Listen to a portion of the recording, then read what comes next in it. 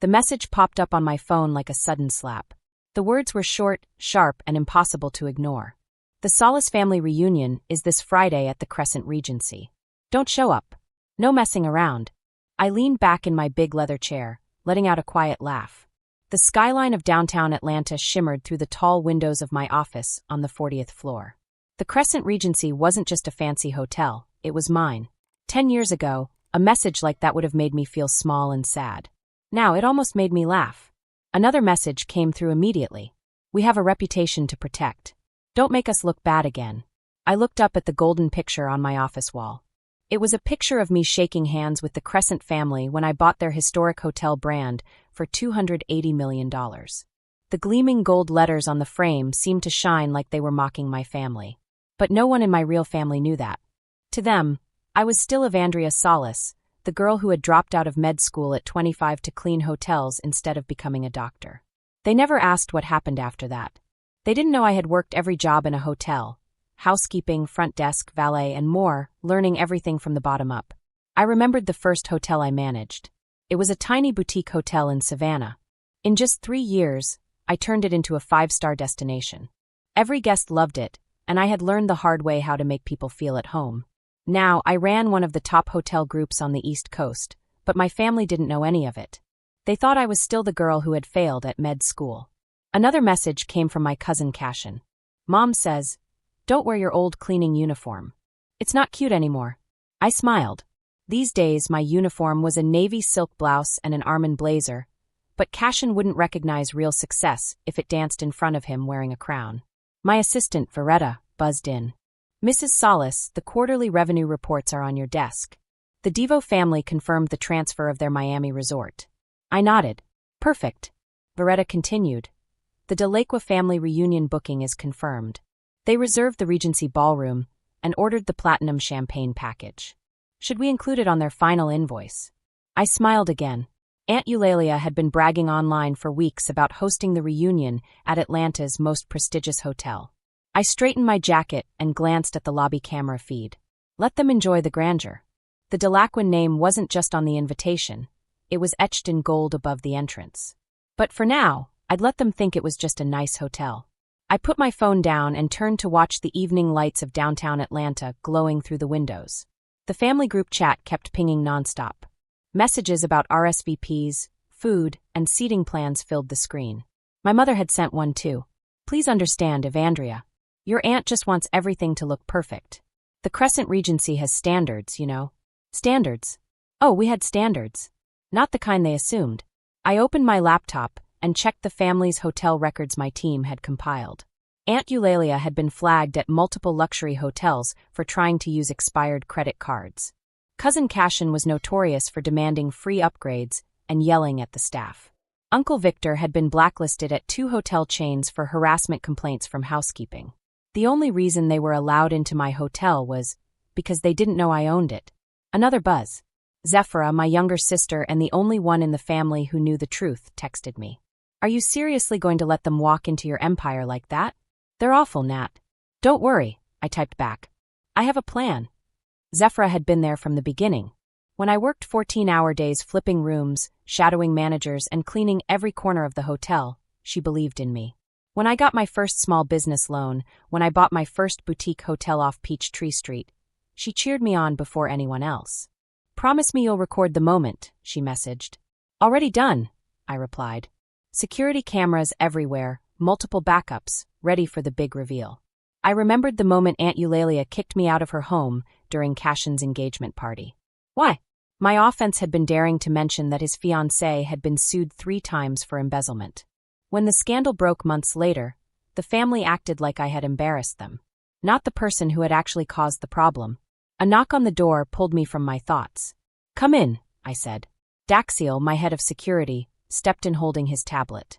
"Miss Solace, I finalized Saturday's surveillance plan. Are you sure you want to wait until they are all inside before making the reveal?" I smiled. "Yes. Let them enjoy it. Let them toast. Let them think they belong here." Daxiel nodded. He had been with me since my first tiny inn. He knew that the best reveals happen after the final glasses are poured. He had seen how hard I worked, how many nights I slept in storage closets, And how many holidays I spent on the graveyard shift while my family drank champagne. Daxiel asked carefully, "What about their room reservations?" I said firmly, "Cancel them. All of them." He raised an eyebrow. "Even your parents?" I paused, remembering the day I told my father I was leaving med school. "No daughter of mine is going to be a janitor in some hotel," he had said. "If you walk away from medicine, you walk away from this family." Daxiel nodded, understanding completely. "In the ballroom, we'll set up one table, one chair.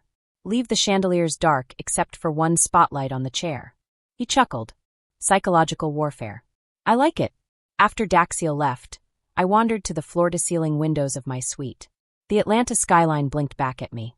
This city watched me rise not because of my family name, but because of grit, sacrifice, and determination. I had earned every step. I had earned every hotel, every staff member, every golden nameplate. My phone buzzed again. "Aunt Eulalia, we've hired photographers. Please don't ruin the photos. The Crescent has very high standards." I smiled as I ran my fingers along the gold nameplate on my desk. Evandria Solace, CEO and owner, Crescent Hospitality Group. "Oh, Aunt Eulalia, you don't even know what our standards are." The rest of the week was busy. I meticulously reviewed security protocols, camera angles, and staff roles. My employees, many of whom had been humiliated by my family over the years, were thrilled to help. Some even offered to work overtime for free. They couldn't wait to be part of this moment. Friday night came. I called Zephyra. "Are you ready for tomorrow?" "Born ready," she laughed. "Cameras charged. I have angles planned like a movie director." Then she paused. "Are you sure about this? They are still your family." I looked at a framed photo of my younger self in my faded housekeeping uniform. They stopped being family the day they made me feel like a stain on their reputation. I glanced toward my closet. Tomorrow, I won't wear a designer suit. I would wear that uniform, pressed clean and symbolic, the same one I wore when they dismissed me as nothing. Now they would walk beneath my name carved in stone over the doors they dared to enter. If anyone has ever told you that you will never succeed, this is the moment to prove them wrong. Sometimes the best revenge doesn't need words. Sometimes all it takes is the perfect costume for the perfect moment. Saturday morning arrived in Atlanta with crisp blue skies and sunlight that filtered through the Crescent Regency's grand archways. The kind of perfect weather that couldn't be bought, only earned. I stood by my office window on the top floor, wearing the neatly pressed housekeeping uniform I hadn't worn in a decade. It felt strange but powerful. "They're starting to arrive," Daxiel said through the intercom. "Your Aunt Eulalia just tried to demand early check-in." I smirked. And when she asked, I said the owner would make a grand appearance shortly. On the security feed, Aunt Eulalia was posturing near the marble fountain in the lobby, her voice loud and angry. Cousin Cashin stood beside her, tapping furiously on his phone, probably preparing a venomous online review. My parents had just walked in. My father's lips were pressed together in a frown, like he smelled something sour. My mother was draped in borrowed pearls that didn't belong to her. "The ballroom is set," Daxiel added. "One table, one chair, spotlight as requested." "And the folder?" I patted the thick binder on my desk. Inside it were every dismissive text, every email where they mocked me, every online post bragging about leaving me out of family events, plus guest records showing their entitled, disrespectful behavior, and most importantly, the hotel's ownership papers. Zephyra was in position with her camera. Daxiel said, "I sent a message to the family group chat. Hope you all enjoy your time at the Crescent Regency. The service here is excellent." The responses came fast and furious. "Aunt Eulalia, how would you know?" "Cashin, go back to scrubbing toilets." "Mom, Evandria, please don't ruin this for everyone." I smiled. They had no idea what was coming. It was almost time. I straightened my uniform, adjusted my gloves, and looked at the golden letters above the doors. Evandria Solace. This was the moment they would finally see who really owned this place. The family that had dismissed me, mocked me, and underestimated me for years would finally understand. When they walked into the grand ballroom, their faces would show surprise, shock, and finally respect. And the best part? They wouldn't be able to say a single word to stop it. This was my hotel, my empire, my rules.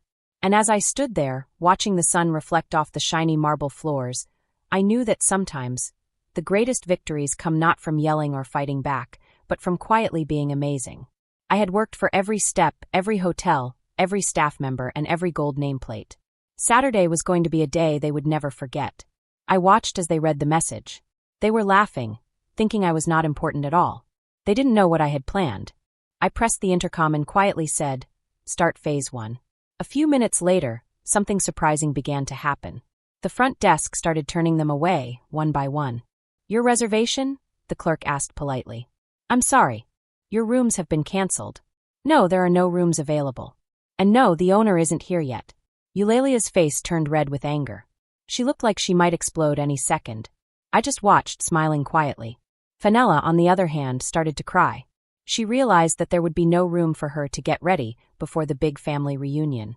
My father, who never gave up easily, started shouting about lawyers and legal threats, waving his hands around. But the staff just smiled politely. "The Crescent Regency has excellent lawyers, sir," they said, calm and professional. I pressed the intercom again. "Phase 2, I whispered. I leaned back and watched the chaos unfold on the screens. Our staff, who were calm and confident, began guiding the angry Solace family toward the grand ballroom. They didn't know what to expect, but excitement filled the air. However, as soon as the tall, ornate double doors opened, their excitement turned into confusion. There were no flowers, no gold decorations, no fancy tables. The big, fancy room was dark. Only one single spotlight shone down on an empty chair in the center. "There must be some mistake," someone whispered nervously. My mother's voice was tight with worry. "No mistake, Mrs. Solace," Daxiel said smoothly. "The owner asks that each of you step forward one at a time into the light." "This is outrageous," Aunt Eulalia screamed. "Do you even know who we are?" "I demand to speak to the owner." I walked through the ballroom doors. "Your request is granted," I said calmly. Silence fell like a heavy curtain. Every eye turned toward me. 40 pairs of eyes stared wide with shock. I stood there in my old housekeeping uniform, folder in hand, watching confusion bloom into disbelief. My father's voice cracked. "Evandria, what are you doing here? Why are you dressed like—" He stopped, unable to finish the thought. "Like what?" I asked calmly. "Like a maid. Like someone beneath you." Eulalia shouted. "Like someone you disowned because she chose her own path." I said quietly. "If you think this is a joke, it's not." I could see their shock and disbelief. I smiled, watching them squirm. "Watching your meltdowns over cancelled reservations was a highlight," I said. "The Crescent Regency has standards. We don't cater to guests who scream at staff. We don't honor expired credit cards. And we certainly don't serve people who confuse money with character." Fenella gasped. "You're just the maid." I smiled again. "Actually," I said proudly, "I am the owner of this hotel, part of the Crescent Hospitality Group. We have 15 hotels across 3 continents." I opened the folder I was holding and let it fall open with a satisfying flourish. "Let's take a walk down memory lane, shall we?" I began reading the insults, the betrayals, and the mean words they had said to me over the years. My mother's voice trembled. That's impossible," she whispered. "What's impossible, Mom?" I asked gently. "That your so-called failure daughter now owns the ballroom you're standing in," she said quietly. "The most exclusive hotel in the city," I echoed. "And the person you wouldn't even invite to Thanksgiving now owns the keys. I could buy and sell this family 100 times over, but the room's on Eulalia," I said coolly. "Cancelled. On my orders. Just like this reunion." I let the silence stretch. The ballroom was heavy with tension. "The Crescent Regency has very high standards," I continued. "We do not host events for guests who belittle service workers." "You can't do this," Cashin shouted. "All my friends are coming. This is humiliating." I stepped closer, my voice steady. "Humiliating? Like being told I was an embarrassment? Like being excluded from every family milestone for not fitting your little fantasy? Is that humiliating?" I turned toward the back of the room. "Security." Daxiel stepped forward with his team, calm and professional. "Please escort everyone out," I said firmly. "If they resist, we have footage. If they escalate, we have documentation from every hotel they've mistreated staff in. And if necessary, well, the press always needs material." "Evandria," my father said, stepping toward me. "No," I said firmly. "Where was this energy when I needed it? When I was scrubbing floors at 3 o'clock in the morning just to pay off a business loan? When you told me I was throwing my life away?" The security team guided them out. Their protests and sobs trailed behind them like a sad parade. I called after them. "Oh, and one last thing. The maid service you assumed was complimentary? You'll each be receiving a personal bill with a service charge." Once the ballroom emptied, Zephyra came out of her hiding spot. That was legendary. But seriously, "Are you okay?" she asked. I looked around the vast, quiet room. The same room where I had once been denied a seat at the table. I now owned the table. I was perfect. That evening, I changed back into my usual outfit and watched the Atlanta skyline turn gold with the sunset.